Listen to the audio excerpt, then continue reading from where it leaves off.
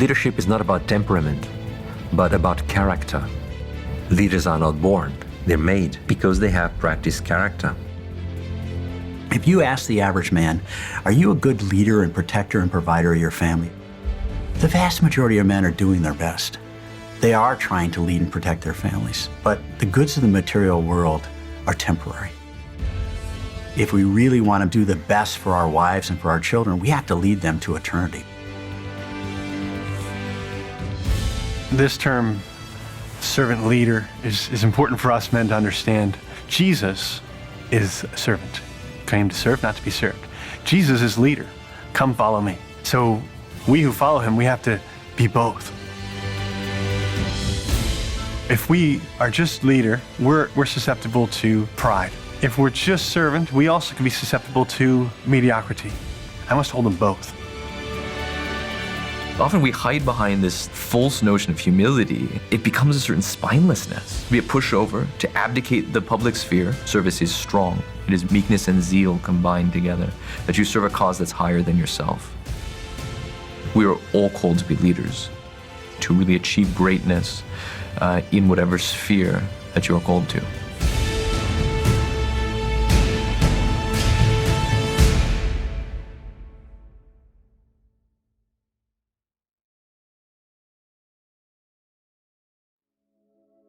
Culture tells us it's all about you. You know, do what you want. You deserve to be happy. You deserve to this. You know, buy this, buy that. It's all about me. Talk isn't cheap. Talk is free. Talk is nothing. I care about you. I love you, right? But then if I'm taking care of myself first and everybody else second, it doesn't matter. Being a man is about service, right? It's about living our life for another. And to be a servant leader is to love the other person, and to love the other person, you have to die to self.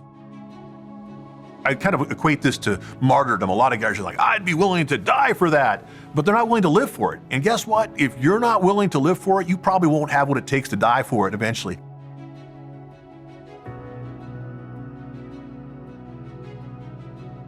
So as fathers, I think you can have two extremes. You can have the extreme of, I just bark orders and expect you to follow. Or this idea of, I'm just not connected. I just kind of go through the motions. And that idea of servant leadership looks at the virtue, the middle ground of saying, what do I need to do to help my children excel, to know Christ, but also how do I shape them as a human being? And so it's really looking to say, what do I need to do to serve, and then doing it.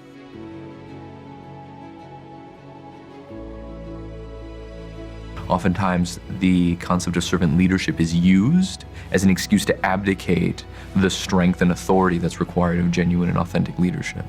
Whereas we need to understand that leadership itself is a service, because leadership itself is humility and magnanimity in action. That is to say, pursuing and achieving greatness by bringing out the greatness in those that I lead. For me, the most important thing is not really the idea of service, it's fundamentally the idea of greatness, which is there is no servant leadership where there is no greatness. You know, Aristotle was used to say that a magnanimous man is a man who considers himself worthy of great things. Well, when you think about that in terms of Christianity, you see what the people that really considers themselves worthy of great things are the Christians. Because you're a son of God. There cannot be something higher than that.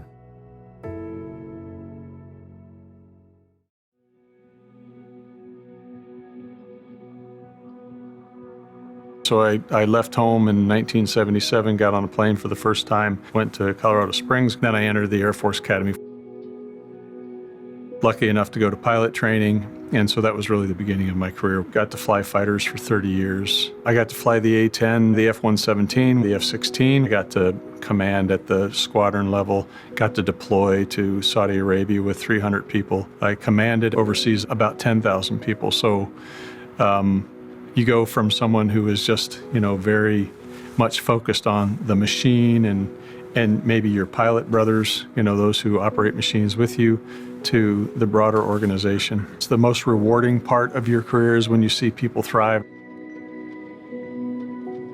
Servant leadership in the military, I mean, you can use your authority to lead, or you can use your leadership ability to get people to follow you. You have to smell like the sheep You have to spend time with them. I wouldn't ask anybody to do anything that I wouldn't do myself. If I say, hey, you have to go to church every Sunday, son, then I ought to be the one who does it first. You got to talk the talk and walk the walk. I can remember at Aviano one time we had this wicked storm that came through, and it knocked down trees all over the place. It didn't do a thing the next day, didn't do any flying at all, because we had to clean the place up. And so I picked up a chainsaw, and so it's doing that kind of stuff and throwing wood in the back of trucks and cleaning things up and doing those kind of things. So it's willingness to do those unpleasant tasks, to sweat and bleed and suffer with others. St. Francis of Assisi gave up everything to be among the common people, to beg, basically gave his life, a very comfortable life, up to serve Christ. Mother Teresa of Calcutta, she would go out in the streets of Calcutta, find people that were in gutters with maggots and stuff in their wounds, and hug them and clean them.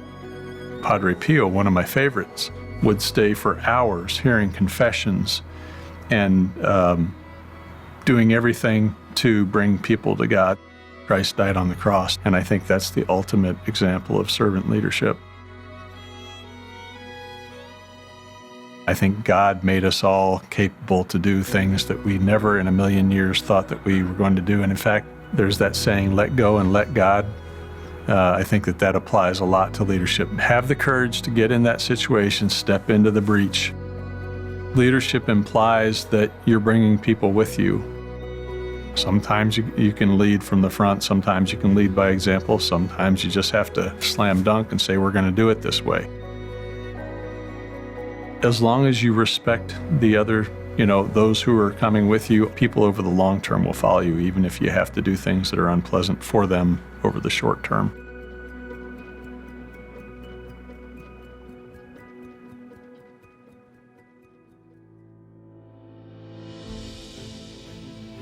Often we confuse leadership with merely being in a position of power. These are the leaders because they have power, or these are leaders because they have influence. This isn't true leadership necessarily. Leadership is the virtues specifically of magnanimity and humility. Magnanimity is the habit of striving for greatness. It's the recognition that you are made worthy to accomplish great things.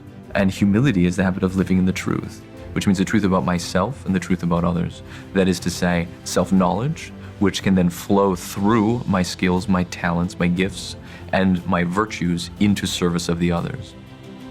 First, you need magnanimity to say, I am not just a sinner, I am a son of God. And I want to live out my divine sonship. And I want to help people discover this divine sonship in their lives. We love the word service, but we don't understand what greatness is about. We become small. Small in our breathing, of thinking, of doing things. And we have to rediscover the virtue of magnanimity.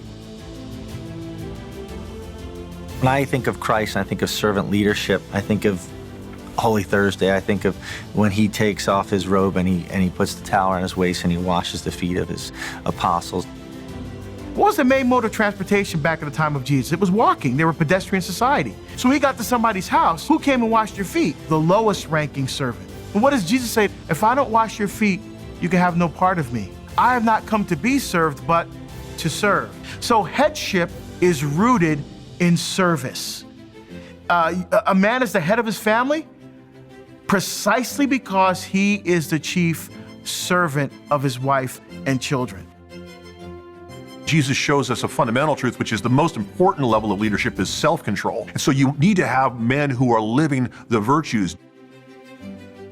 Self-mastery is about restraining evil passions and desires, but also I need to energize noble passions.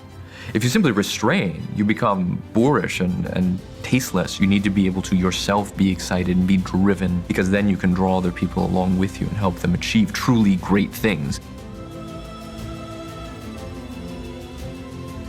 Life is short and eternity is long. We may like the idea of virtuous leadership. We may be inspired by the idea of going into the breach.